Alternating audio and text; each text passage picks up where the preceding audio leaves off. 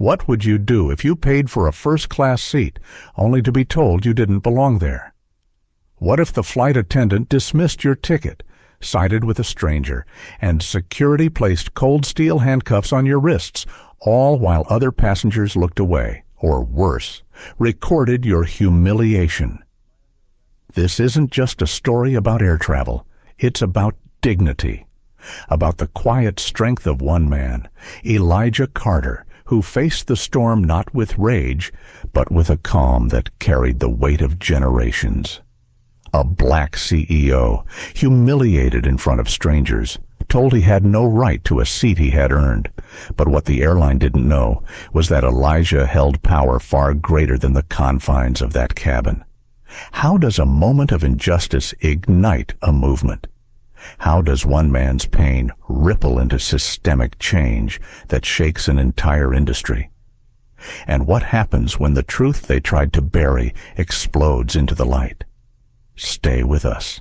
Like this video, share it with those who need to hear it, and subscribe to our channel because what you're about to witness is not just a story, it's a reckoning. The low hum of jet engines seeped faintly through the glass windows of JFK's Terminal 7 as passengers queued in uneven lines, clutching their boarding passes, juggling coffee cups, dragging suitcases that rattled against the floor tiles. Announcements crackled overhead. But for Elijah Carter, the sound melted into background noise. He was used to airports too used. In fact, to him, they had become liminal spaces where identities blurred, where strangers were packed into metal tubes and measured by how much space they could claim. Today, however, was supposed to be different. A quiet trip. Just another flight from New York to San Francisco. He had prepared for this journey like countless others. Simple carry-on, navy blazer over a gray shirt, shoes polished just enough to pass corporate scrutiny. No entourage, no staff, no special introduction. That was how he preferred it. The fewer eyes on him, the easier it was to think, to observe, to remain himself. But Elijah was not just any traveler.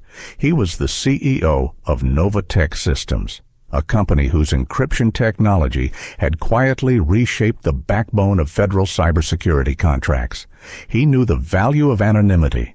And yet, there was no anonymity once you stepped into first class. Seat 2A had his name printed on it, even if no one in this terminal realized its significance. When the agent finally scanned his boarding pass, the machine chirped its electronic approval. He thanked her softly, stepped down the jet bridge, and felt the cool, conditioned air of the aircraft wrap around him. The cabin was polished, sleek, rows of black leather seats with subtle stitching. First class shimmered like a different world compared to the boarding chaos behind him. He walked toward 2A, adjusting the strap of his carry-on, but the seat was already occupied. A tall, broad-shouldered man reclined comfortably in 2A, one arm spread across the armrest as if to claim territory. He wore a cream-colored suit jacket, a gold watch glinting under the overhead light. His skin was pale, his expression relaxed in the smug way of someone who had never had to justify his presence anywhere. Elijah paused, smiled politely, and said, "Excuse me, sir. I believe this is my seat." The man did not move.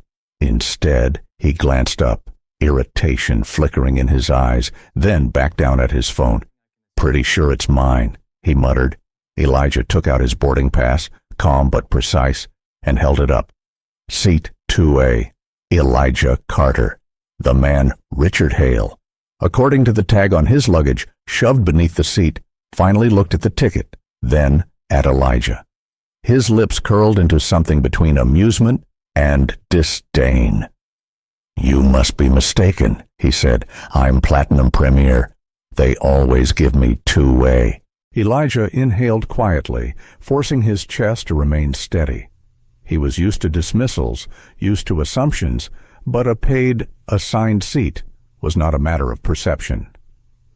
He turned slightly toward the aisle, where a flight attendant stood a few feet away, organizing overhead bins. "Miss, Could you please confirm this? The attendant, Monica Dawson, walked over briskly. She was in her late 30s, blonde hair tucked tightly into a bun, her navy uniform sharp as if ironed moments before. She looked first at Richard Hale, then at Elijah. Something in her eyes narrowed, just a fraction. "Sir," she said to Elijah, "this seat is already occupied." "Yes." Elijah answered evenly, "By me. My boarding pass shows 2A. Monica reached for the ticket, examined it, and frowned. Then she glanced at Richard's phone screen, where his digital boarding pass glowed faintly. "Mr. Hale is one of our loyal customers," she said. "Are you sure this isn't a mistake? Sometimes people try to upgrade themselves." The implication sank in immediately. Elijah kept his voice measured, but his throat tightened. This was purchased directly.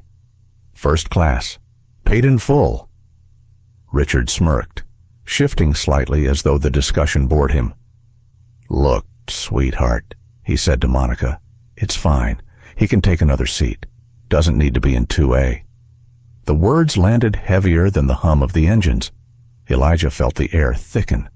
Passengers nearby turned subtly, curious eyes peeking above headrests. He imagined the whispers forming already. Monica motioned toward the back of the cabin. "Mr. Carter, perhaps we can find you another accommodation." "I don't need another seat," Elijah replied softly. "I need the seat I purchased. Seat 2A. Her lips pressed into a line. She gestured discreetly to the cabin supervisor, Peter Lang, who emerged from behind the galley curtain. Peter was tall, graying at the temples, his expression etched with authority.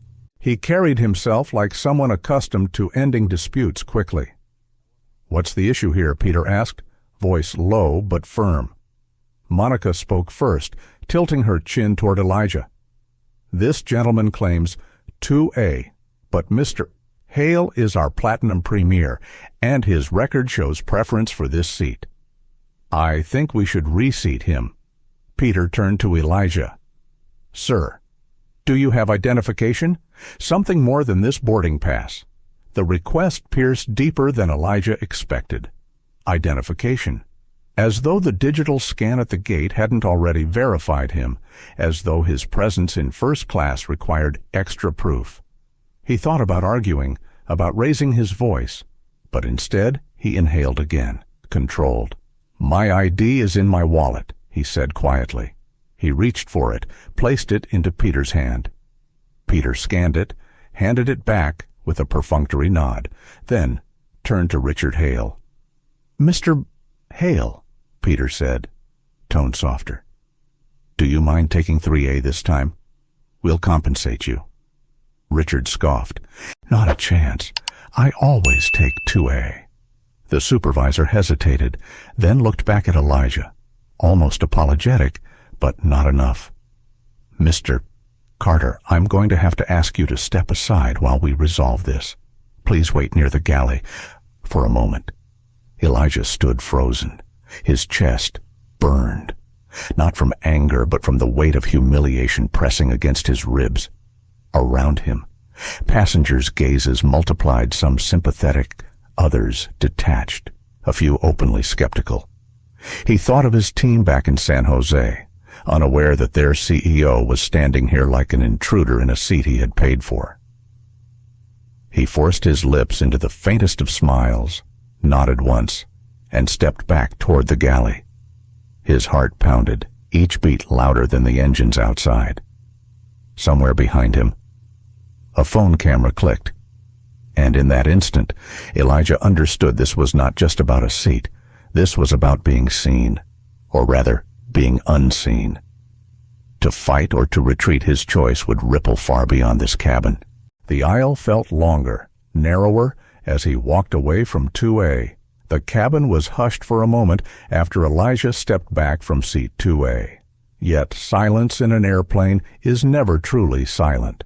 The soft hiss of the air system, the rustle of newspapers, the muted thump of overhead bins closing, all of it combined into a nervous soundtrack that seemed to echo around him. He stood near the galley, hands clasped as if holding himself together. Passengers' eyes followed him like invisible needles. Some looked down quickly, embarrassed to be caught staring. Others let their gaze linger, suspicion woven into the tilt of their eyebrows. Elijah had learned long ago to read those looks. He felt them as clearly as if they were words spoken aloud. "What are you doing in first class? Are you sure you belong here?" Richard Hale leaned back in 2A, grinning faintly, as though he had won something. Monica Dawson and Peter Lang huddled close, whispering. Elijah could not catch their words, but the tone was unmistakable, a discussion of procedure, of how to remove a problem without disturbing the comfort of other passengers. He was the problem, not the mix-up, not the arrogance of the man in his seat. Him. The longer he stood in the aisle, the hotter his face grew. His mother's voice flickered in memory, soft but firm. "Dignity is not given, it is kept. You carry it even when they try to take it." He breathed deeply, grounding himself. He had been in boardrooms where men twice his age questioned his authority, in negotiations where they assumed his assistant was the one in charge, and he was the driver. He had survived those moments by staying composed. But here, in a metal tube thousands of feet from the ground, there was no boardroom table to lean on, no polished speech to deliver. Here he was, just another passenger, and yet not. Here, his skin became both spotlight and target. The whisper of another voice pulled him back. "Excuse me." Sir, a young woman leaned slightly into the aisle from row 3. She wore oversized glasses and a hoodie, a phone clutched in her hand. "Are you okay?" Elijah offered the smallest of nods. "I'm fine. Thank you." She gave a faint smile, then angled her phone just enough for him to see the red circle glowing on the screen. Recording. Live streaming. Perhaps. He almost told her to stop. Part of him hated attention, hated spectacle. But another part knew that without eyes, without witnesses, truth was easy to bury. He looked at her again, and in that brief glance, something unspoken passed between them. Permission? Peter Lang straightened, clapping his hand softly as if addressing a crowd. "Ladies and gentlemen, we apologize for the delay. We're resolving a seating issue, and will be on our way shortly." His voice carried practiced calm, the kind that sounded reasonable until you listened closely and heard the dismissal beneath. Then his eyes locked on Elijah. "Mr. Carter, I'm going to have to ask you to deplane with us for a moment. We can sort this out with the gate agents." The words struck like cold water. Deplane. Remove. As though his presence contaminated the cabin. Elijah shook his head slowly. "I have a valid boarding pass. I've shown you my ID. This is my seat." Peter's lips thinned. He gestured toward the forward galley, and 2 uniformed security officers appeared, their badges gleaming under the fluorescent light. One was stocky, the other lean, both wearing the weary expression of men summoned to enforce order rather than question it. "Sir," the stocky one said, "we need you to come with us." Elijah's heart thudded once, twice. He wanted to protest, to demand that they look at the records, the computer scan, the truth. But he knew how this would play. A tall black man raising his voice in a crowded cabin, the story would be written before he uttered a word. He looked at the officers, then at Monica, whose folded arms seemed to say she had already won. "I will come," Elijah said softly. The young woman in row 3 gasped. "Wait, he didn't do anything," she exclaimed, but her words dissolved in the air. Phones began lifting now, discreetly at first, then openly. Screens glowed like fireflies. Elijah realized this moment was no longer private. It was a performance, unwilling and unavoidable, and the world would be the audience. The lean officer produced handcuffs. Elijah's stomach tightened. He had seen cuffs before, but never for him, never like this.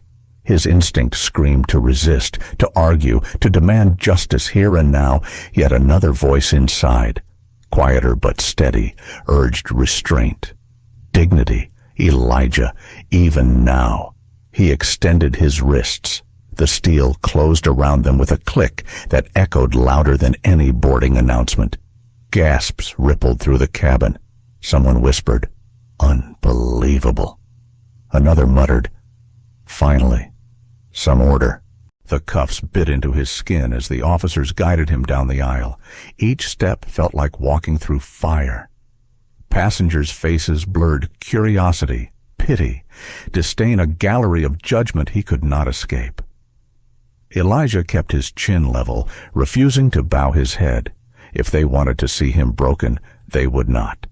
The young woman in row 3 raised her phone higher, her voice trembling but fierce. "This is wrong.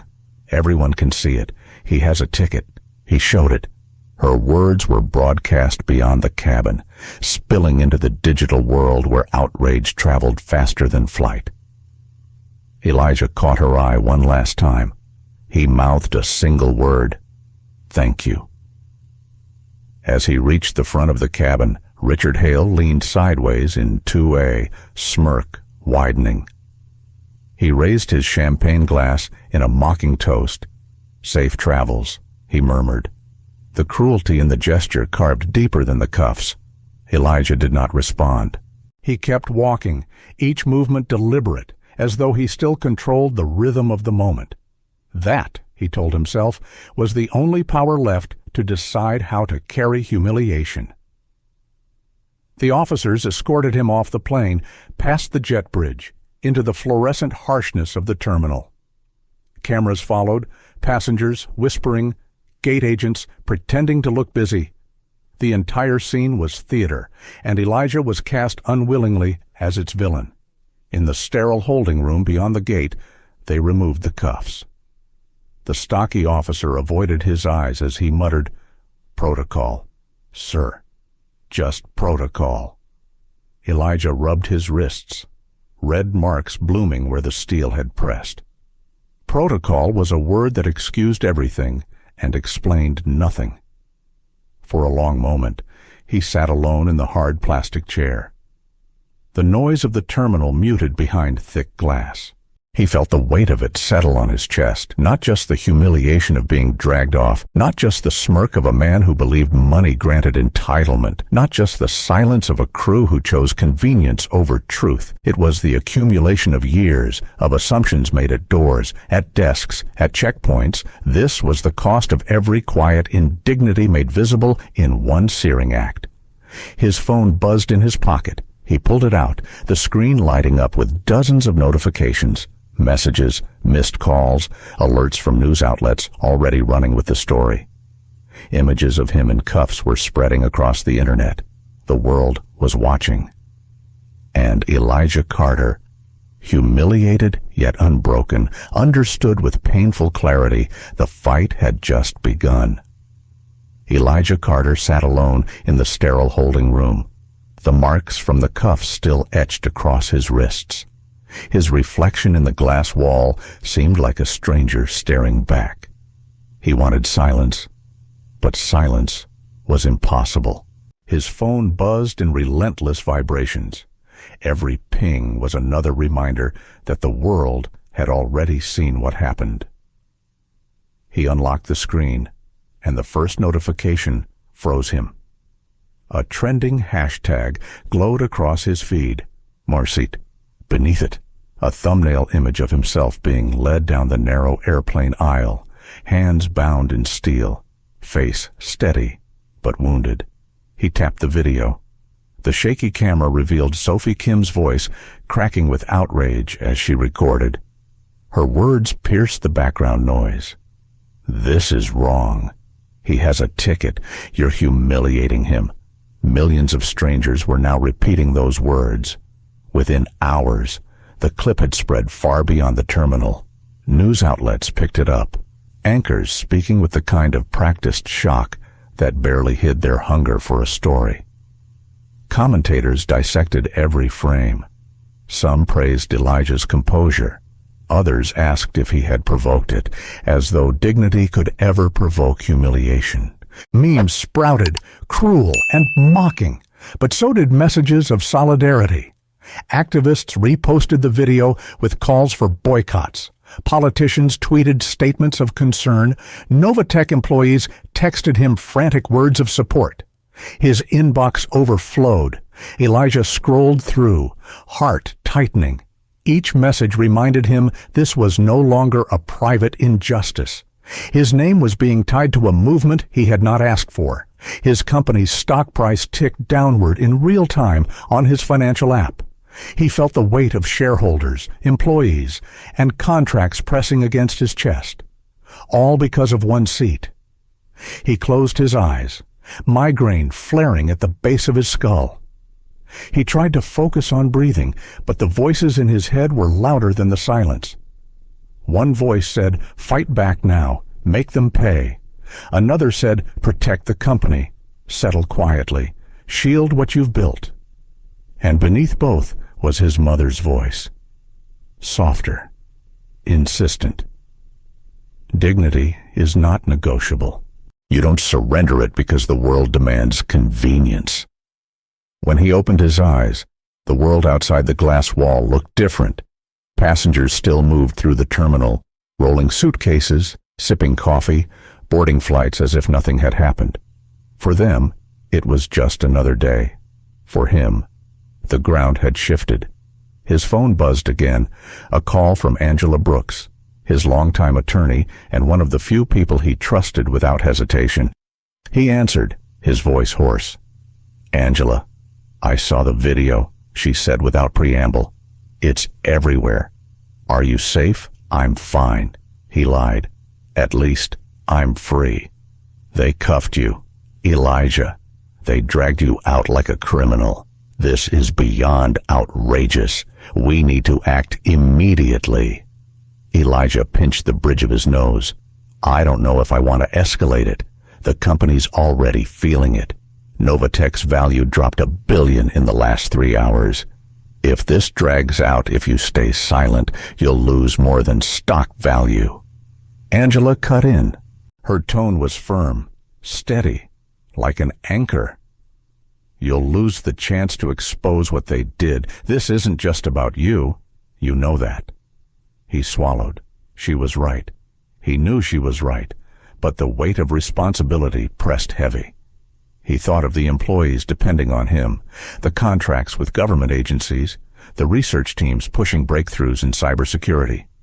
He had built Novatech to be a fortress of stability, a beacon of possibility. Could he risk it all on a public fight? Another buzz. A text from Marcus Lee, his strategist, urging him to check the latest numbers. He clicked the link. Skyline Airways stock had fallen 18% by midday, wiping out more than $4 billion in market value. Investors were panicking. Headlines screamed, "Skyline Airways in free fall after viral removal incident." Elijah leaned back in the chair, exhaling slowly. The fallout had already begun. Whether he wanted it or not, the battle was his.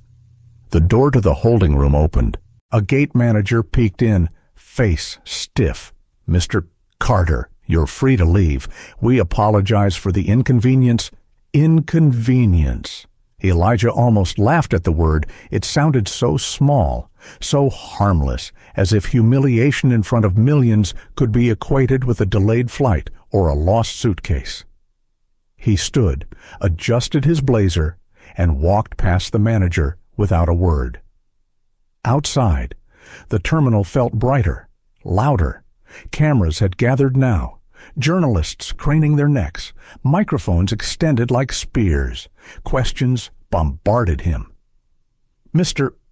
Carter, are you planning to sue? Do you believe you were targeted because of your race? What do you want to say to Skyline Airways right now?" Elijah kept moving, jaw clenched. He wanted to shout, to spill the truth in raw words. But another part of him knew the value of timing. Words spoken in anger would be twisted. Words spoken in calm could cut deeper. He walked past them, into the waiting car arranged by his assistant, and shut the door. The city blurred past the window as the car moved toward his hotel. His phone lit up again. Sophie Kim had posted another video. This time she spoke directly to the camera, her face pale but fierce. I saw what happened with my own eyes. That man had a ticket. He showed it, and they still threw him out because they didn't believe he belonged in first class. This is bigger than one seat. This is about all of us who've ever been told we don't belong. Her words echoed inside Elijah's chest. She was right. It was bigger. It was every boardroom meeting where he was mistaken for an assistant, every time security questioned him in lobbies while white colleagues walked past unchecked, every time he had to prove his legitimacy twice over. The humiliation on that plane was simply the clearest picture yet of a truth that had always existed. At the hotel, he dropped his bag on the floor and collapsed onto the edge of the bed. The curtains were drawn, muting the city skyline. He rubbed his temples, trying to chase away the pounding ache. He thought of calling his father, but the old man had long since passed. He thought of his mother, her voice forever etched into his memory. Dignity is not negotiable. For the first time that day, Elijah let himself feel the weight fully. His eyes stung, tears burning at the corners, but he refused to let them fall. He whispered to the empty room, "What do I do? Mom, what do I do?" The silence gave no answer. But the buzzing of his phone did. Another message from Angela press conference tomorrow morning. We set the stage, not them. Elijah exhaled slowly, steadying himself. The decision was made. Even if fear still gnawed at the edges, he would fight, not just for himself, but for every person who had been forced to surrender a seat they rightfully owned, for every person told, subtly or brutally, that they didn't belong. He lay back on the bed, eyes closed, the noise of the city muted by thick glass. Tomorrow would bring cameras, questions, and confrontation. But tonight, in the quiet, he allowed himself a single thought. They tried to strip me of dignity. Instead, they gave me a platform, and platforms could shake the world. Morning light spilled into Elijah Carter's hotel room in Manhattan, muted by heavy curtains he had not bothered to close the night before. The city outside roared with life, horns blaring, footsteps echoing, but inside his suite, the air was heavy with exhaustion. He had barely slept. Every time he closed his eyes, he saw the aisle of that plane, the cuffs clamping down, the smirk of Richard Hale, and the look on Monica Dawson's face when she dismissed his right to sit where he belonged. The phone on the bedside table buzzed again. Elijah reached for it, thumb swiping the screen. Angela Brooks had already sent 3 messages before sunrise. All urgent, all insistent. We need to meet today. Gather the core team. Do not delay. Elijah sat up slowly, rubbed his temples, and nodded to himself. He knew she was right. This fight wasn't just about yesterday. It wasn't about the humiliation of being marched off a plane in handcuffs. It was about something deeper, the pattern of dismissal, the repeated erasure of dignity that stretched far beyond one cabin and one airline. By mid-morning, his suite had transformed into a war room. The first to arrive was Angela, brisk and composed, carrying a leather binder stuffed with documents. She had been his attorney for years, guiding Novatech through federal contracts and shareholder disputes. Today, though, her eyes carried fire. She set the binder down with a thud. "Skyline thinks they can bury this," she said flatly.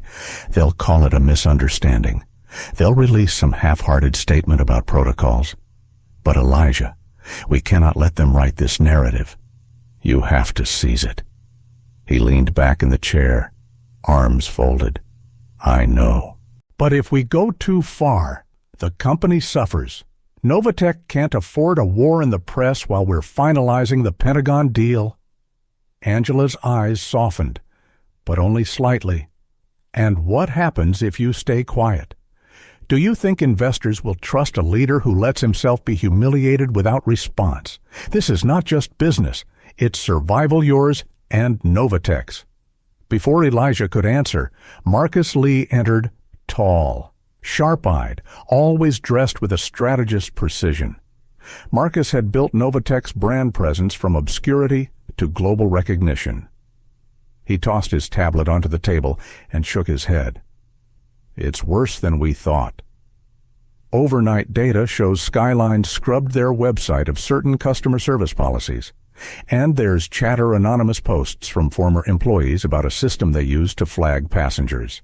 Flag, Elijah asked, voice low. Marcus nodded grimly. Not official. Hidden in the software. A code that supposedly prioritizes high-value customers, but when you look at patterns, it disproportionately disadvantages minorities. I'm still digging, but the threads are there.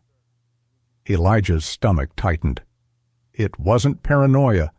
Then, this wasn't just one arrogant passenger and a complicit crew, it was a system.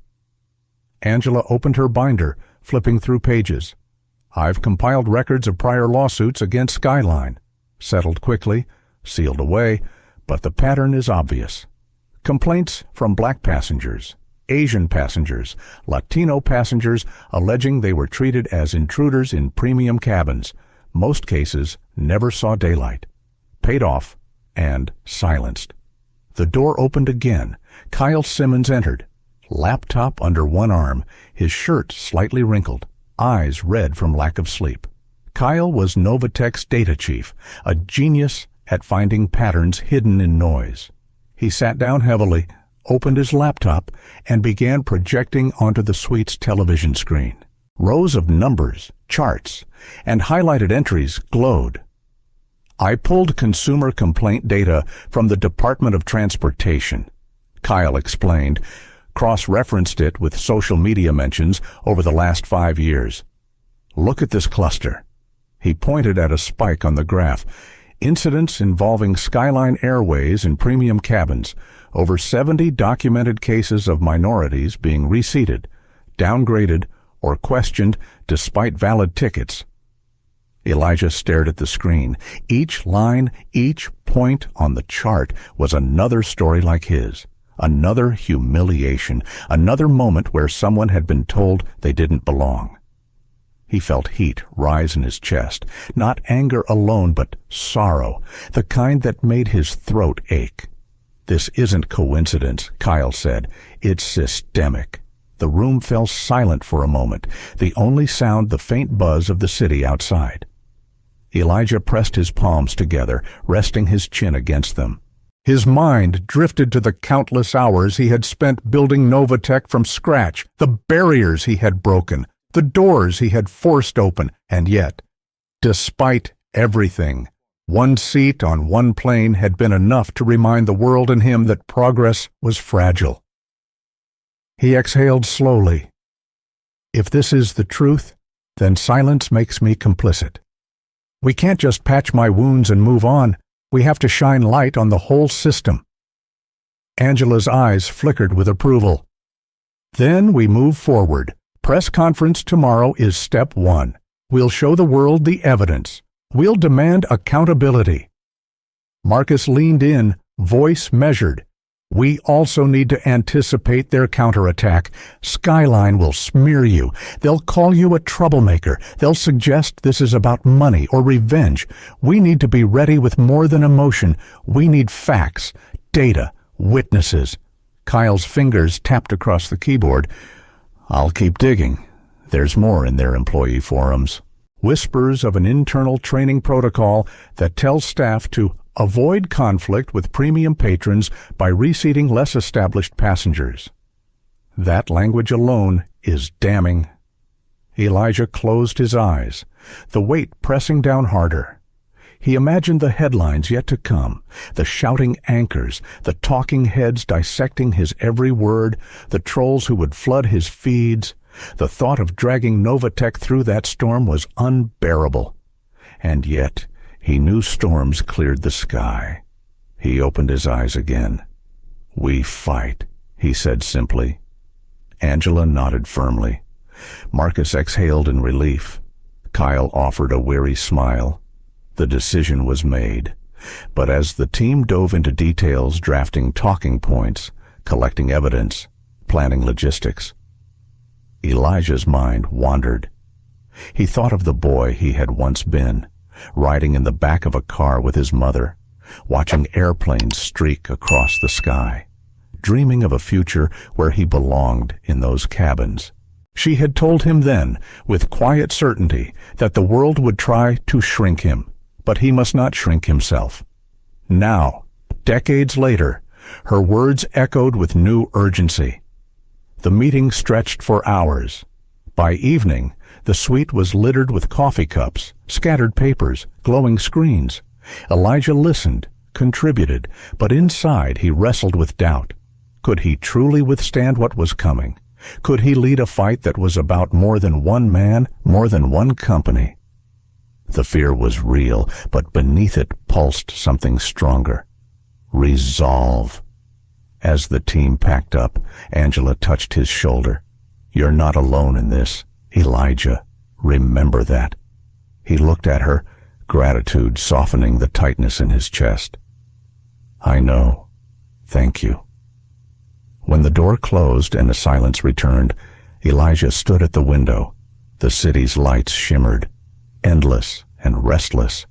Somewhere out there, millions of people had already chosen sides, many without knowing his full story. Tomorrow, the world would hear it, and the system that had humiliated him would no longer hide in shadows. He placed a hand against the glass, his reflection superimposed over the skyline. For the first time since the cuffs had closed around his wrists, he allowed himself to believe that this humiliation might become something greater. Not an end, but a beginning. The press conference was still hours away, but Elijah Carter's mind refused rest. He sat at the edge of the hotel bed in his shirt sleeves, laptop open on his knees, the glow of its screen spilling across his face. His team had left for the night, promising to return at dawn, yet the silence now felt louder than the arguments they had just had. He scrolled through the files Marcus Lee had sent minutes earlier. At first glance, they looked like routine corporate documents, nothing more than board meeting summaries and public shareholder filings. But Marcus's notes highlighted specific sections in sharp red. Names of directors, dates of meetings, and strategic decisions. One name kept appearing in connection with Skyline Airways' Airline Corporation. Elijah frowned. Airline was Novatech's fiercest competitor. They had lost a major Pentagon bid to Novatech only 2 years ago, and their CEO had made no secret of his resentment. If Airline's fingerprints were all over Skyline's internal dealings, it meant something larger was at play than just prejudice in a cabin. It meant sabotage. His phone vibrated. Marcus's voice came through, urgent and low. "Elijah, I've connected the dots. Airline's CFO has been quietly buying stakes in Skyline through shell firms, not controlling shares, but enough to influence policy. Guess who sits on Skyline's Customer Experience Committee?" Elijah's grip tightened on the phone. "Don't tell me. Richard Hale. The same Richard Hale who stole your seat. He isn't just some random entitled passenger. He's an Airline investor. He's been working with Skyline on a program to enhance loyalty perks for premium travelers. That explains why Monica Dawson and Peter Lang sided with him so easily. He wasn't just another customer, He was part of their network. The room tilted slightly as Elijah absorbed it. All the humiliation, the sneering dismissal, the handcuffs, it hadn't only been about bias, it had been engineered, or at least enabled, by forces who wanted him delayed, discredited, or both. "Marcus," Elijah said slowly, "are you suggesting they targeted me deliberately? I can't prove intent yet." Marcus admitted, "But the connections are there. You were on your way to San Francisco to finalize that Pentagon contract. Delaying you even by a day could have cost billions. They had motive, and they had opportunity." Elijah leaned back, pressing the phone to his ear as his free hand rubbed his jaw. The migraine that had been simmering all day surged. This was more than personal insult now. It was corporate warfare disguised as casual prejudice. And prejudice was the perfect camouflage. No one would question it too deeply because it looked like something ordinary, familiar, almost expected. He closed the laptop and stood, pacing the room. Memories flooded him, the countless times his innovations had been undermined by rivals who underestimated him. The battles for contracts where the rules always seemed bent in favor of competitors. He had always told himself those struggles were the cost of doing business. But this was different. This had been his dignity on public display, stripped not just by ignorance, but possibly by design. His phone buzzed again, this time a text from Kyle Simmons, digging deeper. Found encrypted emails between Skyline execs and Airline contacts. We'll need more time to decode, but looks suspicious. Elijah felt both fury and clarity rise in him. If Skyline and Airline had colluded, it meant the humiliation on that plane was not just an isolated act of bias, it was a weapon.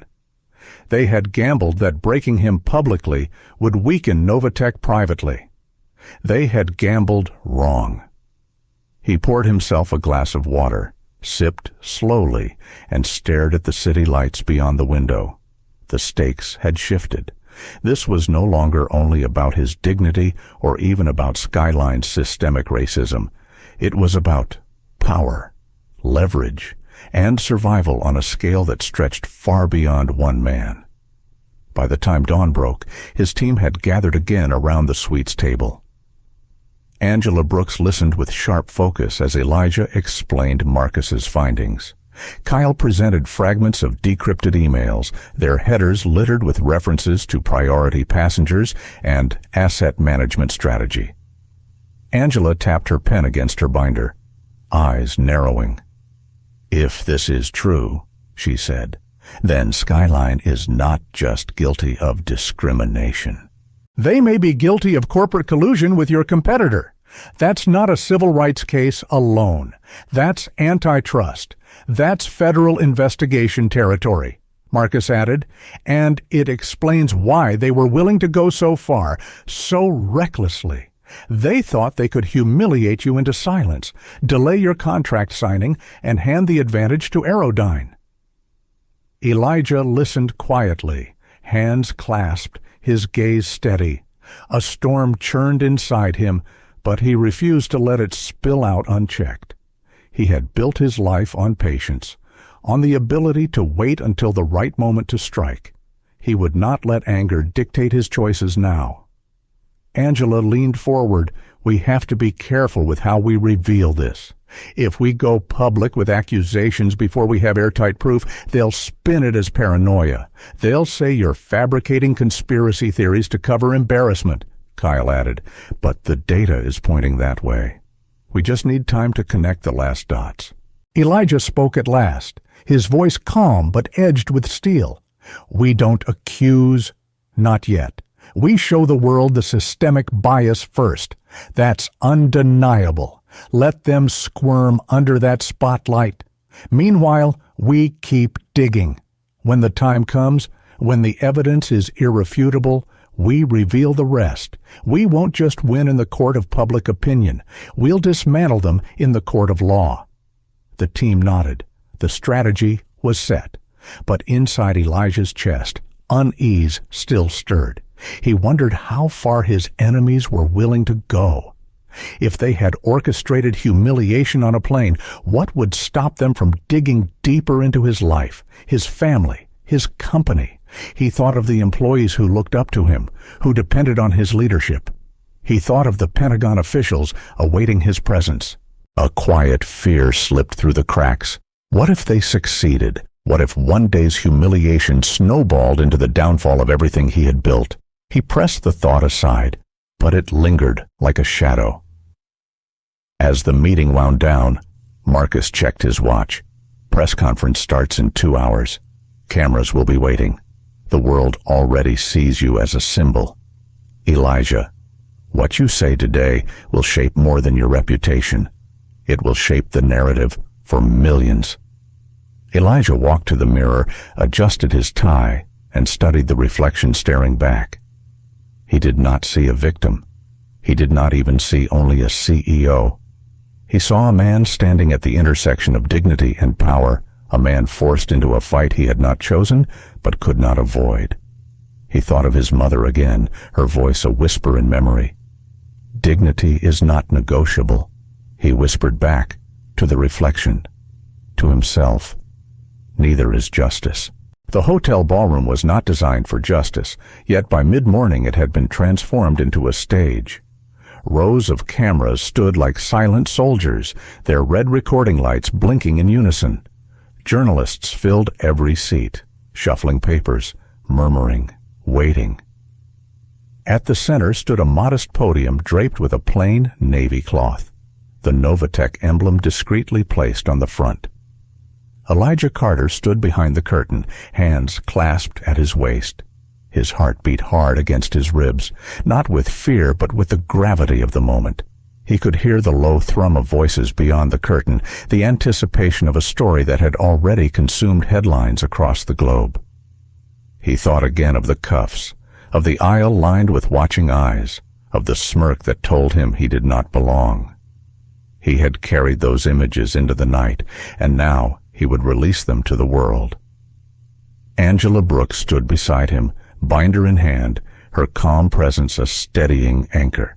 "Remember, Elijah," she whispered, "you don't need to prove your worth. The world saw what happened. You're here to show them what it means." He nodded, adjusted his tie, and inhaled slowly. The curtain parted. The room erupted in flashes of light. Questions fired like bullets, but he raised a hand, steady, commanding silence. Slowly, the voices dimmed. He approached the podium, gripped its sides, and looked out at the sea of cameras. "My name is Elijah Carter," he began, his voice low, but carrying. "I am the CEO of Novatech Systems, and 2 days ago, I was told I did not belong in a seat I had purchased, in a cabin I had every right to occupy. I was removed in handcuffs from a plane not because of a mistake, not because of a crime, but because prejudice disguised itself as protocol." The room stilled. Journalists leaned forward. He continued, words gathering force. "The humiliation I endured was not unique. It was simply visible. Thousands of others have lived the same story in silence, without cameras, without headlines. But the evidence is clear. Skyline Airways has a pattern of bias of targeting passengers who look like me, who are told they do not belong, no matter what their boarding passes say." He gestured toward Angela, who handed him a folder. He lifted the first page and held it high. "This is a record of 70 documented cases filed against Skyline Airways over the past 5 years. 70. Each one tells a story of passengers of color being downgraded, reseated, or questioned without justification. Most cases were buried with settlements, silenced with money, but the pattern is undeniable." Flashes popped again. Pens scratched furiously against paper. "I am not here to ask for sympathy," Elijah said, his voice steady, rising. "I am here to demand accountability, not just for myself, but for every traveler who has been told they are an intruder in a space they paid to enter." We cannot allow dignity to be a privilege reserved for a select few. Dignity is a right. A seat is a right. And when an airline chooses prejudice over fairness, it betrays every passenger who entrusts their life to its care. The words seemed to hang in the air, heavy and electric. A reporter from the front row raised his voice. "Mr. Carter, do you intend to sue Skyline Airways?" Elijah paused. He wanted to say yes, to promise the kind of retaliation that headlines demanded, but he knew this fight was larger than one man's lawsuit. "Legal action is one path," he answered carefully. "But what I seek is broader.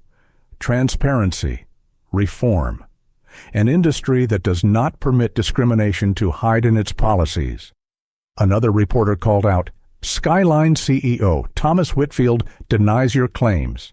He says what happened to you was a misunderstanding, nothing more." Elijah's jaw tightened, but he forced his tone to remain calm.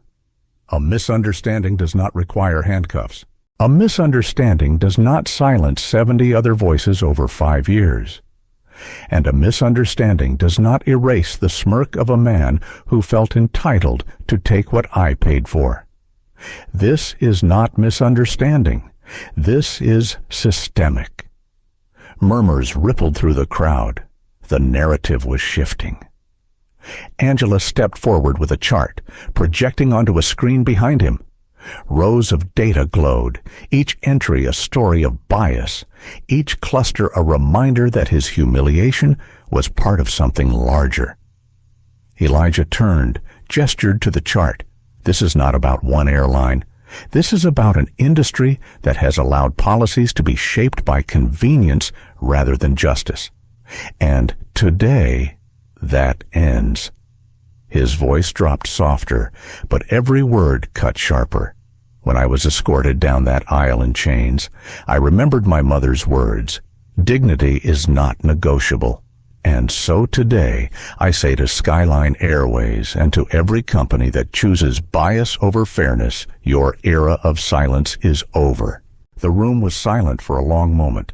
Cameras blinked. Journalists shifted, but no one spoke. Then a flurry of questions broke out again.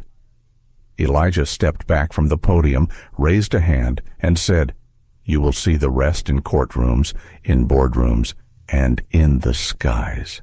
Thank you." He walked off the stage. The curtain fell behind him. Angela caught his arm, her eyes shining with fierce pride. "You did it, Elijah. You set the tone." But inside, he felt a storm still brewing. This was only the first battle. He could already imagine Skyline's counterattack, the lawyers they would unleash, the smear campaigns waiting in the shadows. He knew Thomas Whitfield would not sit quietly as his company lost billions in market value. Back in the hotel suite, the team gathered around a television broadcasting live reactions. News anchors spoke of a landmark statement. Social media pulsed with hashtags, "Dignity is not negotiable," "Seat 2A," "Justice in the skies." Kyle scrolled furiously through data. "Engagement is off the charts. Millions are watching. Elijah, they're not just angry for you. They're angry for themselves," Marcus added. "Whitfield is cornered. His denial looks hollow now. He underestimated you. He thought silence would protect him." He was wrong. Angela leaned back, exhaling. Now comes the hard part. Discovery, depositions, and surviving the smear they'll launch. Elijah listened, nodding, but his mind was already elsewhere. He pictured the boardrooms of Airline, the rival company that had circled like a shark, waiting for weakness. He wondered how deeply their hands were in this. He thought of Richard Hale's mocking toast, and rage stirred again in his chest. As night fell over the city, Elijah stood once more at the window. The lights shimmered, restless, alive. The humiliation had been public, and now the fight was public too. But for the first time since he had been let off that plane, he felt a quiet certainty. He had not bowed his head, He had spoken his truth. The storm was far from over, but he was ready to meet it. The courthouse smelled faintly of old wood and polished marble, a mixture of history and authority. Reporters crowded the steps outside, microphones thrust forward as Elijah Carter climbed the stairs flanked by Angela Brooks and Marcus Lee. The murmur of voices rose into a roar, but Elijah kept his eyes forward. He knew this was no longer just a lawsuit. It was a stage, and every camera would capture not only his words, but his presence. Inside. The courtroom buzzed with low conversations as lawyers shuffled papers and journalists filled the benches. At the front sat Judge Harriet Collins, her black robe draped across her shoulders, her silver hair pulled back tightly. She had a reputation for being strict and unsentimental, a stickler for order. But as Elijah studied her face, he saw something else, the flicker of skepticism, the kind that often accompanied his presence in spaces where power was assumed to belong to others. Angela whispered as they sat at the plaintiff's table, "Remember, Elijah, the judge controls the room, but the jury controls the story. Speak truth. Don't let their strategy push you into anger."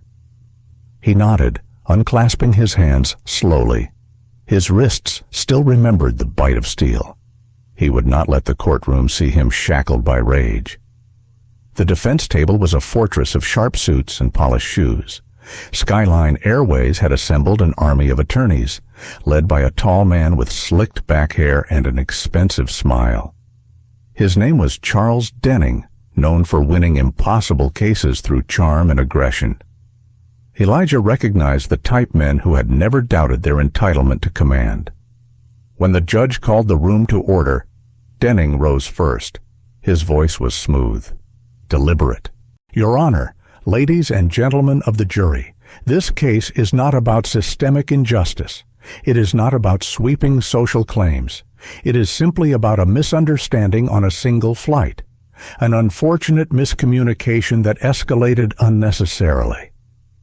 He gestured vaguely toward Elijah, his tone carefully dismissive. "Mr.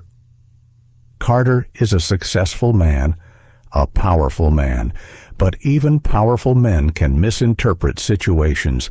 The airline staff were following procedure. There was no malice. There was no discrimination. To suggest otherwise is to distort reality." Whispers rippled across the benches. Denning smiled faintly, pleased with the rhythm of his words. Angela rose next. Her presence was quieter but steadier, her voice precise. "This case is about dignity. It is about whether a man with a valid ticket was treated as a passenger or as a problem to be removed. The defense will call it a misunderstanding, but 70 other passengers over 5 years tell the same story. Patterns do not lie. They reveal truth. And the truth is that Skyline Airways did not see Elijah Carter as a man in seat 2A. They saw him as someone who did not belong. She placed a stack of documents on the table with deliberate weight. "We will show you records. We will show you testimony. We will show you that prejudice was not an accident, but a culture." The jury's eyes shifted toward Elijah, some curious, some sympathetic. He felt their gaze and sat taller, his expression calm. The first hours were consumed with procedural sparring. Denning objected repeatedly, his voice dripping with condescension, as though Angela's arguments were inconveniences to swat away. Judge Collins sustained several of his objections, her sharp tone reminding Angela to stay on point. Each ruling tightened the coil of unease in Elijah's chest. He wondered whether fairness could live in a room where even the gatekeeper seemed inclined to dismiss his side. When Elijah was called to the stand, the room grew still. He walked with steady steps, hand brushing briefly against the wooden rail before sitting. The oath was recited, the Bible touched, and then he faced the courtroom. Angela's questions were gentle, guiding. "Mr. Carter, "Can you tell us what happened when you boarded Skyline Airways Flight 782? He spoke slowly, his voice even. "I boarded with a valid ticket for seat 2A. When I reached the seat, it was occupied by a man named Richard Hale. I showed my boarding pass. He refused to move.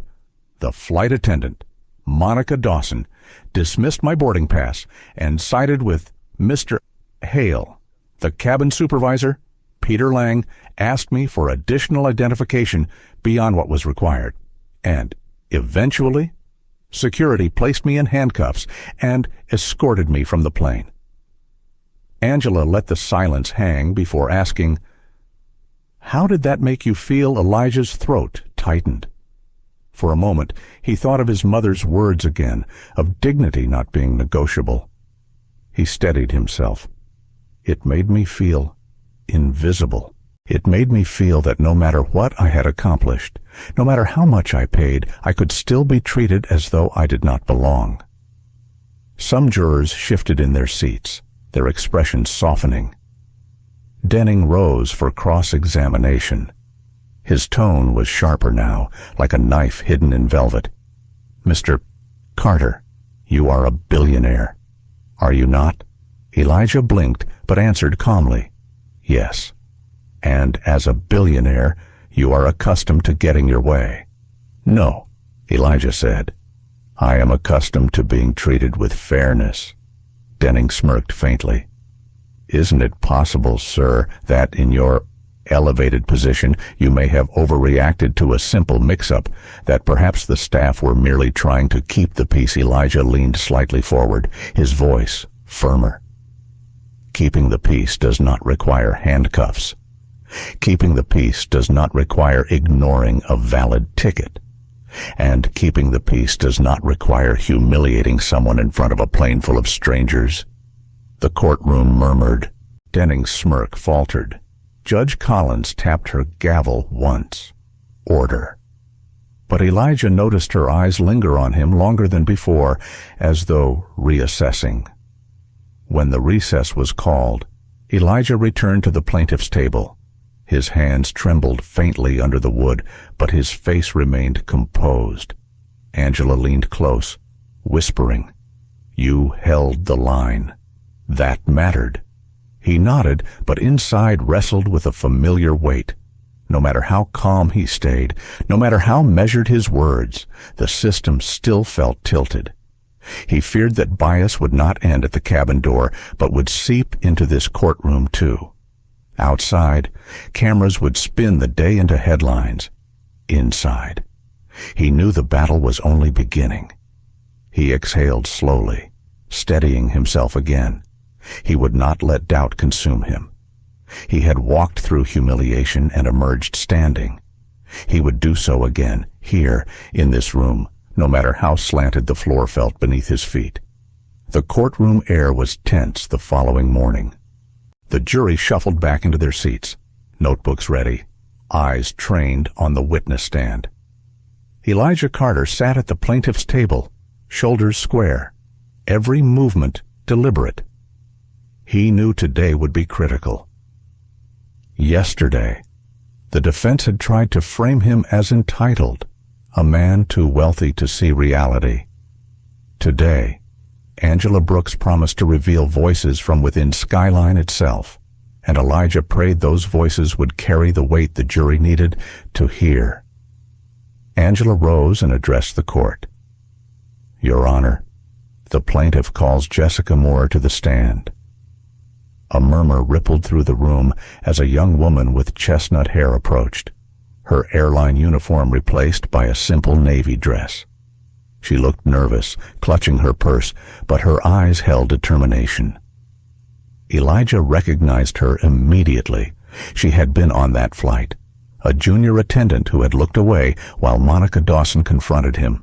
Now, she was here, ready to speak.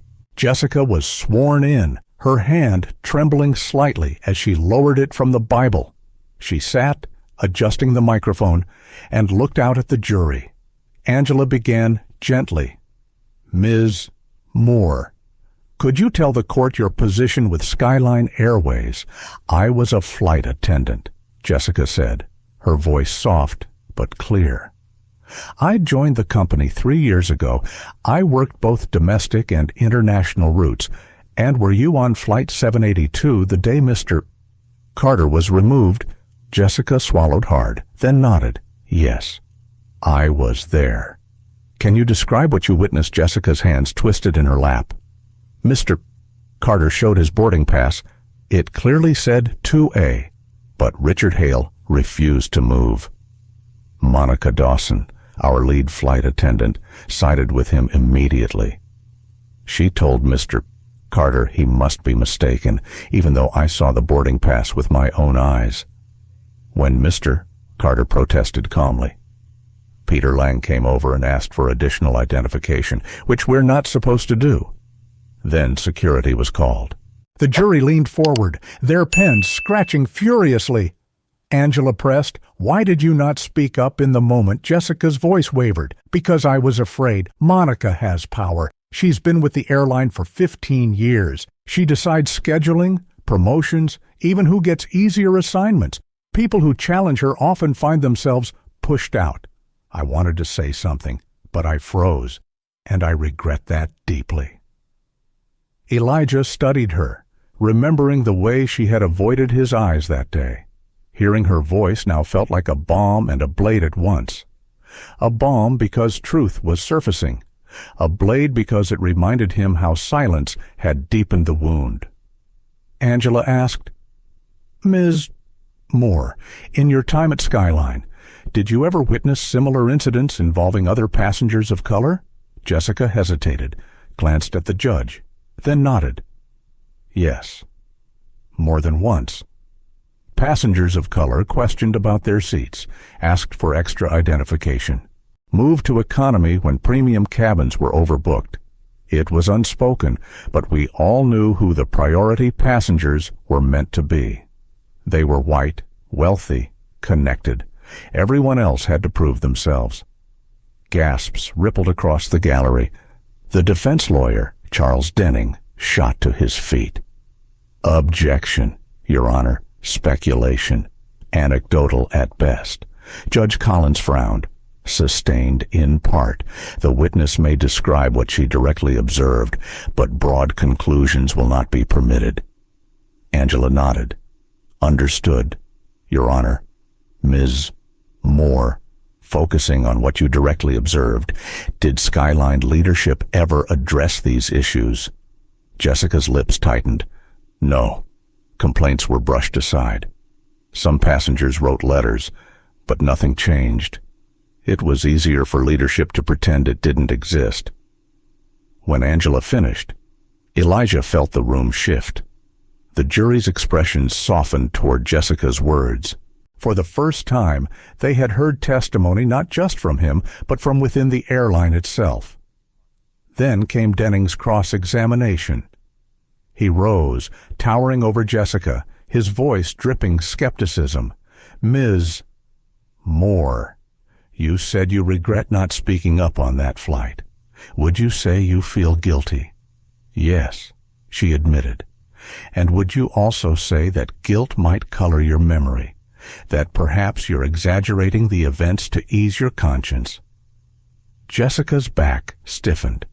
"No. I remember what happened. I remember Mr. Carter's boarding pass. I remember Monica ignoring it. And I remember the look on his face when the handcuffs went on. That's not guilt. That's truth." The jury glanced at Elijah, then back to Jessica. Denning's smirk faltered for a brief second. Angela called the next witness. The plaintiff calls Tiffany Alvarez. An older woman with streaks of gray in her hair entered, leaning slightly on a cane. She had once worn Skyline's uniform too, but now she carried herself with the weight of experience. She had retired 5 years ago, yet her voice was firm. "I worked for Skyline Airways for 27 years. Tiffany began, and in that time, I saw the same pattern Jessica described. We were told to prioritize certain passengers, to keep them happy at all costs. And though no one said it aloud, we all knew who those passengers usually were. When passengers of color questioned their treatment, we were told to mark them as disruptive. Angela guided her carefully. "Ms. Alvarez, did you ever report these practices?" "Many times." Tiffany replied, "To supervisors, to HR, even in writing." But complaints disappeared. Sometimes the passengers who complained were banned from the airline altogether. The message was clear: protect the brand, not the people. Denning stood quickly. "Objection! Hearsay! This witness is retired and cannot speak to current practices." Judge Collins narrowed her eyes. "Overruled. The testimony is relevant to establishing patterns of behavior." For the first time, Elijah saw the judge lean slightly toward fairness. As Tiffany described specific incidents, a black mother forced to leave first class, a Latino businessman denied wine service, an Asian couple accused of fraud at boarding, Elijah felt his chest tighten. Each story was a mirror of his own, multiplied. The jury scribbled furiously. The truth was becoming impossible to ignore. When court recessed for lunch, Elijah stepped outside into the hall. Jessica and Tiffany approached him quietly. Jessica's eyes glistened. "I'm sorry I didn't speak that day, but I'll keep speaking now." Elijah touched her shoulder lightly. "You spoke today. That matters." Tiffany nodded firmly. "Don't stop. Mr. Carter, they've silenced too many of us for too long. You have the power to finish what we couldn't." Elijah felt a lump in his throat, the kind that came not from sorrow alone, but from the weight of others' hopes resting on him. He had thought this battle was his. Now he knew it belonged to many. As the afternoon session began, Denning's voice grew sharper, more desperate, but the momentum had shifted. The jury had heard voices from within the walls of Skyline, and those voices carried more credibility than any polished denial. Elijah sat straighter, eyes steady, his resolve hardening. For the first time since the trial began, he allowed himself a flicker of hope. He was not alone. And that changed everything. By the third week of trial, the courtroom had become only one of many battlegrounds. Outside, the world was no longer waiting for verdicts. It was writing its own. Elijah Carter woke before dawn in his hotel suite, the glow of the television illuminating the dark room. Every major news network carried the story. His face filled the screen again and again, sometimes framed with sympathy, sometimes with suspicion. One anchor praised his courage for exposing systemic bias. Another questioned his motives, asking if he was leveraging victimhood for financial gain. The chyron on one channel read, "Did Elijah Carter overplay the race card?" He muted the sound before the words could sink deeper. On the table beside him, a thick manila envelope lay unopened. Angela had delivered it late last night, warning him gently, "Skyline has gone on the offensive. Be prepared." He finally broke the seal and slid the papers out. Inside were screenshots of headlines, leaked emails, and tabloid spreads. His personal life was laid bare: his divorce 5 years earlier, his teenage son's brush with underage drinking, exaggerated stories of lavish spending. One article went so far as to suggest that Novatech's government contracts were secured only through favoritism. It was character assassination, clean and methodical, the kind that wasn't sloppy outrage but engineered messaging.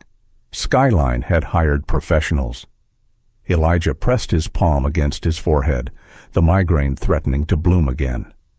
For a moment, doubt returned. What if they succeed? What if all people remember isn't the injustice but the mud they're throwing now? A soft knock at the door pulled him back.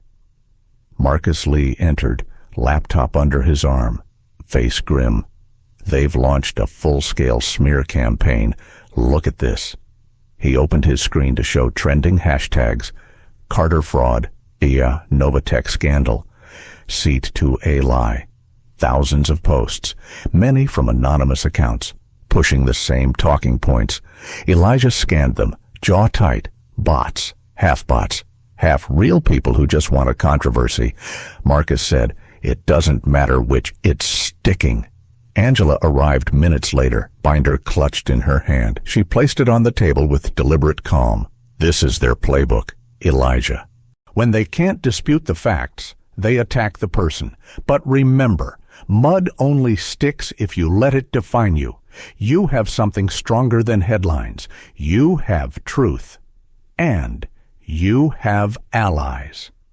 Elijah looked at her, exhaustion written in the lines around his eyes. "Do you think the jury can ignore this noise?" Angela hesitated. "They'll be influenced. Everyone is, but the testimony from Jessica and Tiffany gave us momentum. Now we need to protect it." Later that day, the courtroom was quieter than usual, the jurors more guarded. Elijah felt it immediately. Some avoided his gaze. Others scribbled notes furiously, as though compensating for what they had seen on their screens the night before. The smear campaign had already seeped inside. Charles Denning, Skyline's lead attorney, smiled as though he knew it. He stood with theatrical calm. "Ladies and gentlemen of the jury, character matters. We've heard from witnesses who claim patterns of bias. But what about Mr. Carter himself? Is he the flawless victim he presents? Or is he a man with motives of his own financial gain? Revenge? Notoriety?" He let the words linger before sliding a magazine across the table toward the jury. The cover showed Elijah stepping out of a black car, a blurred caption beneath "Billionaire Carter, Man of the People," or "Master Manipulator Angela" shot to her feet. "Objection, Your Honor. Irrelevant character attacks." Judge Collins frowned, lips tight, sustained. The jury will disregard the exhibit, but Elijah knew the image was already burned into their minds. When recess came, he sat alone at the plaintiff's table, staring at the wood grain. Doubt crept in again, whispering its poisonous lines. What if they don't see you as a man fighting for justice? What if they only see you as another powerful figure demanding more? Jessica Moore approached quietly, her eyes soft. "Don't let them break you," she whispered. "They broke so many of us because we didn't have your platform. You do. Don't surrender it to their noise." Her words steadied him. He nodded, whispering back, "Thank you." That evening, Marcus gathered the team in the hotel suite. The walls were plastered with charts of social media traffic, screenshots of trending posts, maps of bot activity. Kyle Simmons presented his findings, his voice urgent. Most of these hashtags trace back to a PR firm in Houston. And guess who's paying them? Aerodyne. This isn't just Skyline panicking. This is your competitor trying to bury you under mud. Angela's face hardened. "We can't accuse without proof. Not yet. But we can fight fire with light. Elijah, we need you on record again, not with anger, with clarity, with truth so steady that people cannot doubt it." The next morning, Elijah appeared on a live interview. The studio lights burned hot. The host's questions pointed. "They're calling you manipulative, Mr. Carter." "They're saying this isn't about justice, but about money. What do you say to that?" Elijah met the camera directly. His voice was calm, measured. "This isn't about money. If it were, I could have settled quietly long ago. This is about dignity. It's about a passenger who paid for a seat and was treated like a trespasser. It's about dozens of passengers silenced before me. They're attacking my character because they can't attack the truth. And I trust the public to know the difference. The clip went viral within hours. The smear campaign still raged, but now it had a counterweight, a soundbite that spread faster than their hashtags. People began to repost his words with their own stories of mistreatment, of being profiled, of being told they didn't belong. The narrative was shifting again, not because the smear ended, but because dignity spoke louder. Back in the hotel, Elijah finally allowed himself a long breath. The battle of narratives was not over, but he had survived the first wave. He glanced at his reflection in the window, the city lights shimmering behind him.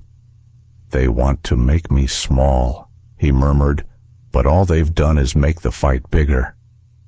Angela, standing nearby, placed a hand on his shoulder. "Exactly. And the bigger the fight, the harder it is for them to hide." For the first time in days, Elijah felt something new, not just resilience, but momentum. The trial dragged into its fourth week, each day longer than the last. The courtroom became a second home, the air heavy with legal jargon and sharpened arguments. Elijah Carter sat in his usual place at the plaintiff's table, back straight, expression composed, but inside he felt the toll mounting. Nights blurred into mornings, and every headline seemed crafted to test his resolve. Skyline's legal team had grown bolder.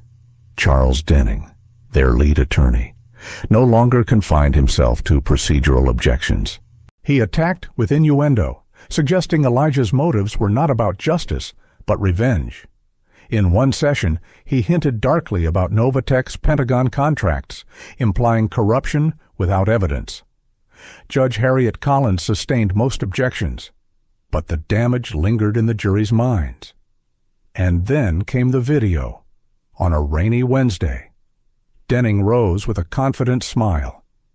"Your Honor, the defense wishes to submit into evidence security footage from Flight 782 recorded by an internal cabin camera." Angela stiffened beside Elijah. "Objection. We were never given access to this footage in discovery."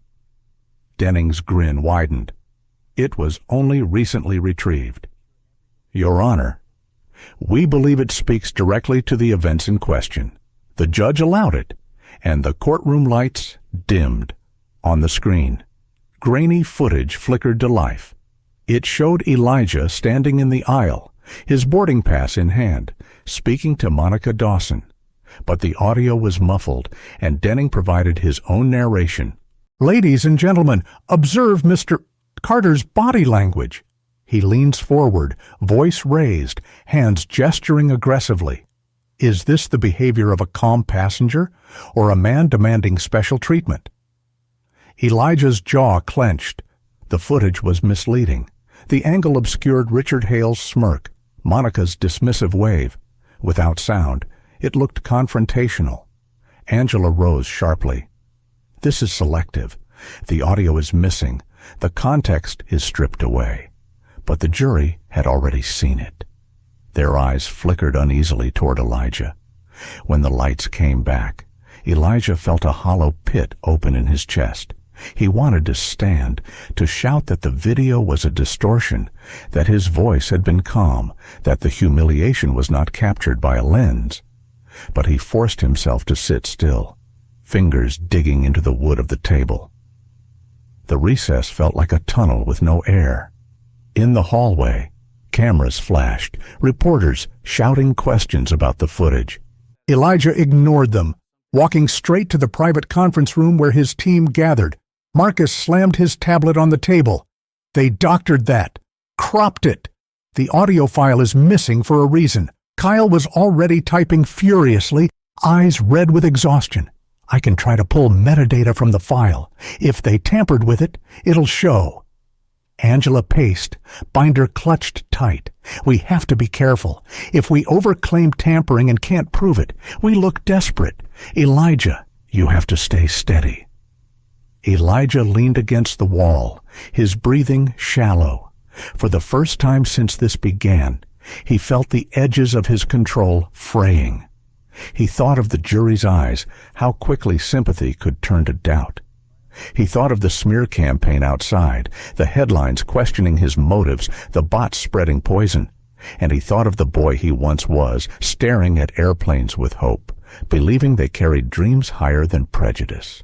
He whispered, almost to himself, "Maybe they'll never see me for who I am. Maybe no matter what I prove, it won't matter." Angela stopped pacing, turned to him. "Don't say that. That's exactly what they want. They want you to doubt yourself so they can point and say, 'See, he's not steady.'" But Elijah's hands trembled. His voice cracked. "I've carried this fight for weeks, for years, for my whole damn life, and still, a grainy video is enough to make them doubt me. What chance do I have?" The room fell silent. Marcus stepped closer, his tone softer than usual. "Elijah, you're tired. You're human, but you're not alone. Look at us. Angela, Kyle, me, Jessica, Tiffany. We're all here because you gave us something to stand on. If you crumble now, you don't just lose your case. You let them win for every person who never had this platform." Elijah closed his eyes, a tear threatening to escape. He wiped it quickly, inhaled deeply, and straightened his spine. His voice steadied. "You're right. I can't break now, not when the truth is bigger than me." The afternoon session was brutal. Denning hammered him on the stand, replaying the video again, emphasizing every gesture as though it were aggression. Elijah responded calmly, each answer deliberate. But inside, every repetition felt like a blade twisting. Finally, Angela rose for redirect. She looked at the jury, her voice firm. What you saw was a man standing for his dignity. The video lacked sound because sound would reveal his calm.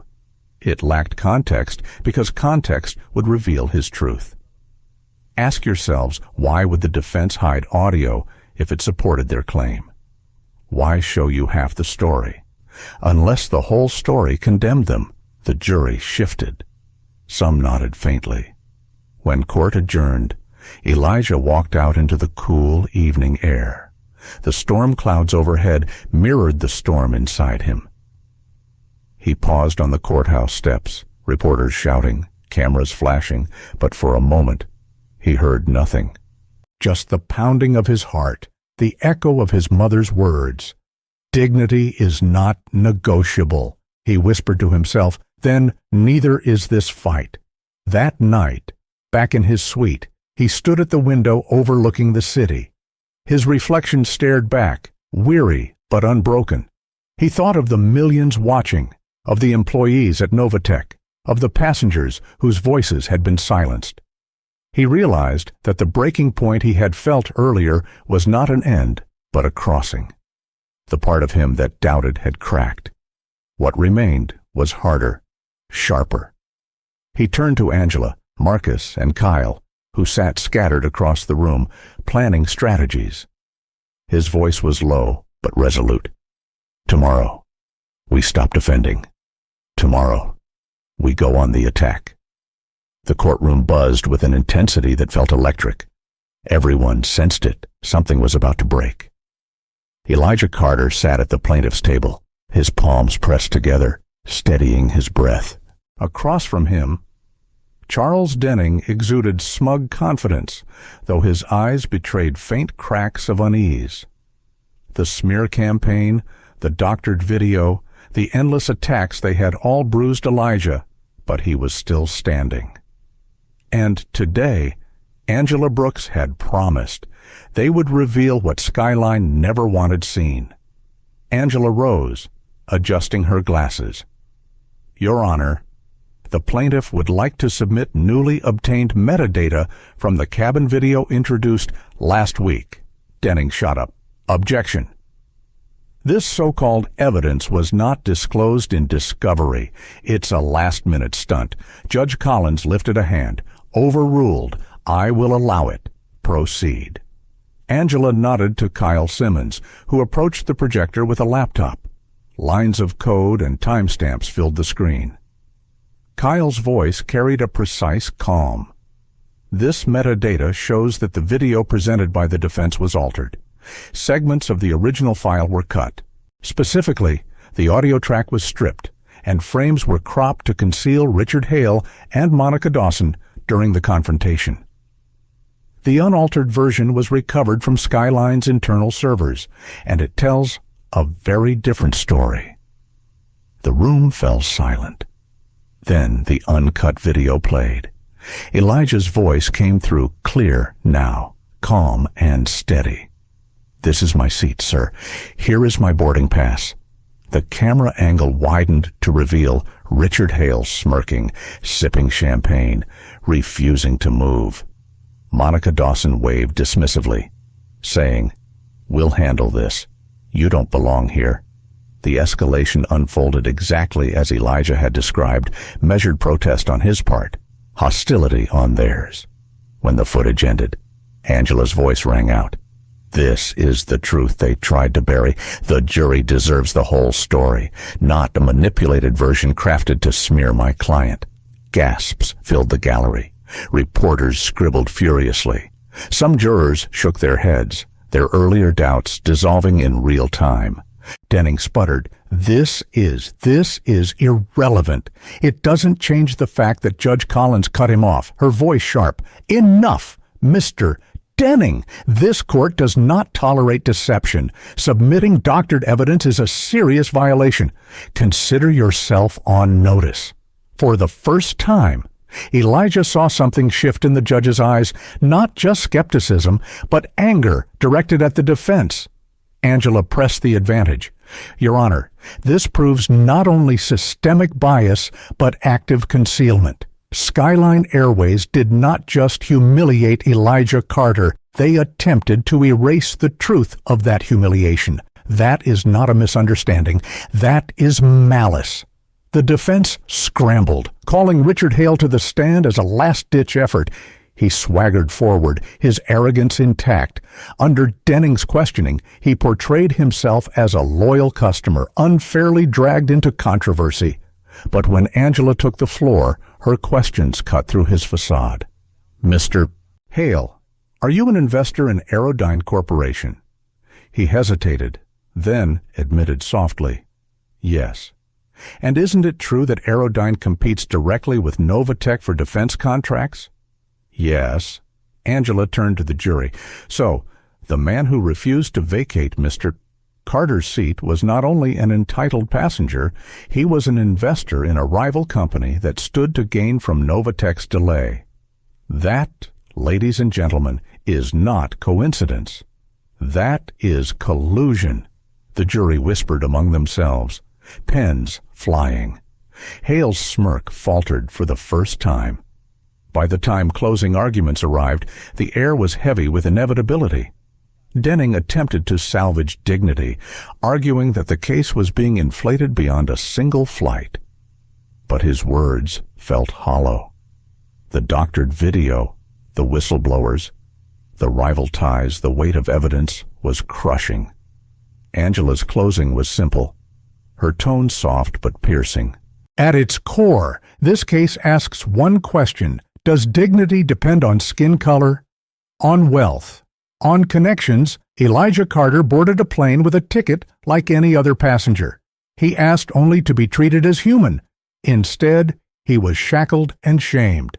Skyline Airways wants you to believe that was a mistake. The evidence shows it was a choice, and choices have consequences. When the jury retired, silence filled the courtroom. Elijah sat motionless, hands folded, his mind racing. He thought of his mother, of the long nights building Novatech, of the countless slights endured quietly. He thought of Jessica Moore's trembling testimony, of Tiffany Alvarez's courage, of millions watching outside. The wait stretched on, minutes dragging into hours. Finally, the jury returned. The foreman handed the envelope to Judge Collins. She opened it, her expression unreadable. Then she read aloud. "In the matter of Carter versus Skyline Airways, we find in favor of the plaintiff." The words echoed like thunder. Elijah closed his eyes, a rush of relief crashing over him.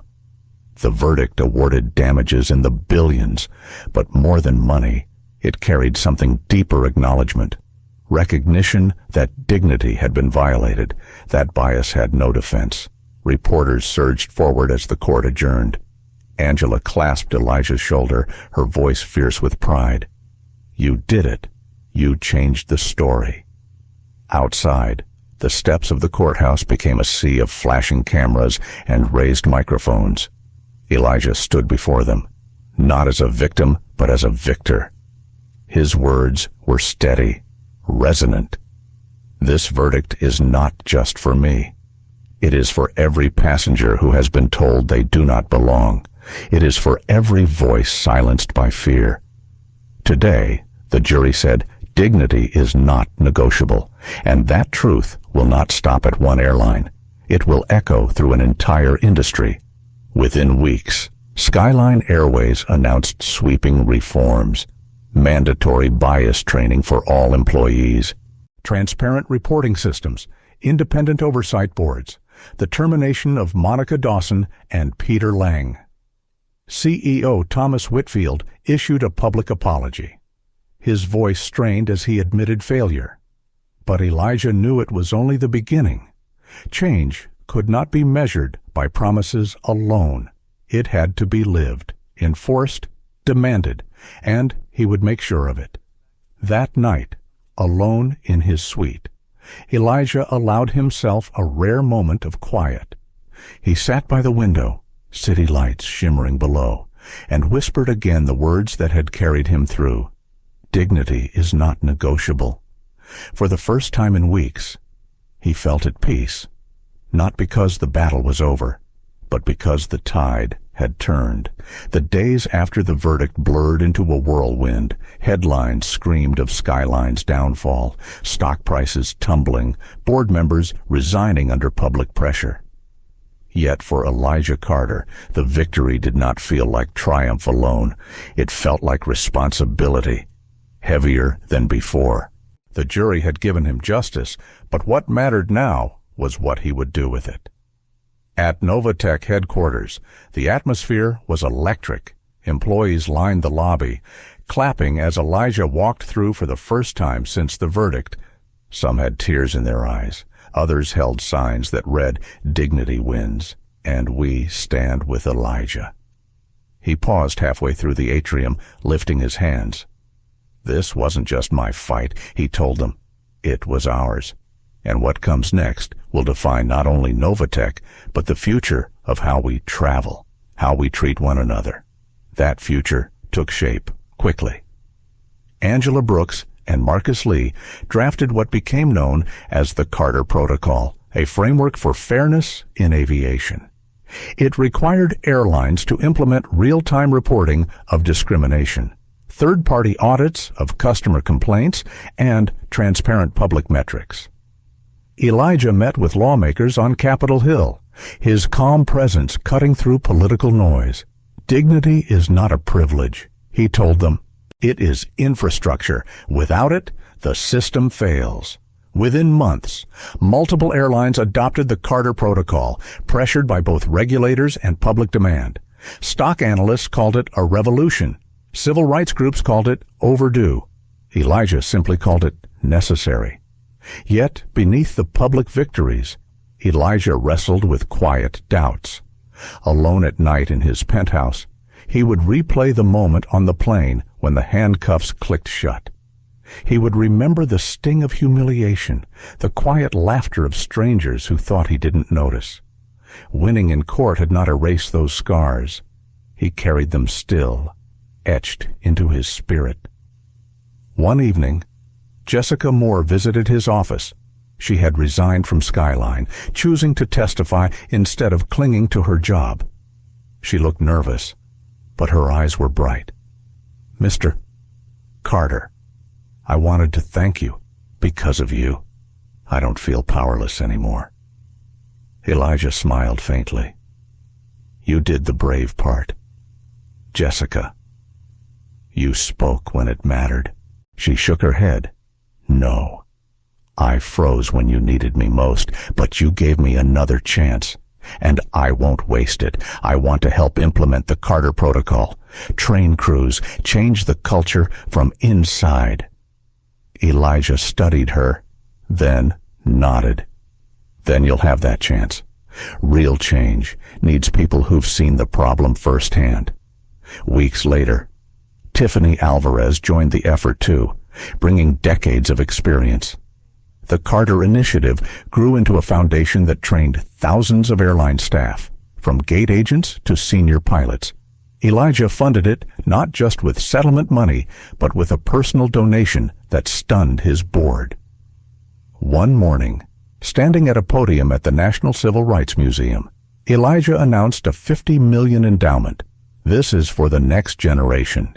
He declared, voice resonant, for every child who looks at the sky and dreams of flying without fear, for every family who should never have to explain why their dignity cost more than a ticket. Applause thundered through the hall. Cameras captured his steady profile, his quiet conviction. The clip spread globally, translated into multiple languages. He had become not only a businessman, but a symbol. And yet, life still tested him. At a private gala weeks later, he overheard whispers from corporate elites. Isn't he milking it, making himself into a martyr? He felt the sting, the same old undercurrent of doubt. But this time, instead of shrinking, he smiled. He knew their discomfort wasn't his burden. It was their mirror. Months after the trial, Elijah found himself back on a plane. Not first class, not for business, but a simple flight to visit his sister in Atlanta. He boarded quietly, ticket in hand, and settled into his seat. For a moment, as passengers shuffled past, he felt the old anxiety, the possibility of being questioned, displaced, humiliated again. Then a flight attendant approached. She bent slightly, her voice respectful. Mr. Carter, welcome aboard. We're honored to have you. Her sincerity was unmistakable. Elijah looked at her, saw no condescension, no suspicion, just respect. He nodded, gratitude swelling silently in his chest. For the first time in a long while, he felt what he had fought for, belonging without question. As the plane lifted off, he stared out the window at the clouds, his reflection faint in the glass. He thought of the boy he once was, gazing at the sky with longing. He thought of the man who had been dragged down an aisle in chains, and he thought of the legacy he was building now, one that might ensure no one else would live that same humiliation. When the plane leveled out, Elijah whispered softly, words meant only for himself. Dignity is not negotiable, and now it's non-returnable. Back on the ground weeks later, Elijah stood once more before a crowd, unveiling the Carter Institute for Equity in Transportation. Behind him stood Jessica, Tiffany, Marcus, Angela, and dozens of others who had joined the cause. The audience was filled with lawmakers, activists, industry leaders, and ordinary travelers. This began with one seat on one plane, Elijah told them. But it was never about a seat. It was about who we allow to sit in dignity and who we decide to stand. Today, we choose to stand for everyone. The applause was deafening, but Elijah's gaze drifted toward the future. The fight was not finished. It never would be. But he had built something that would outlast him, something rooted not in contracts or profits, but in principle.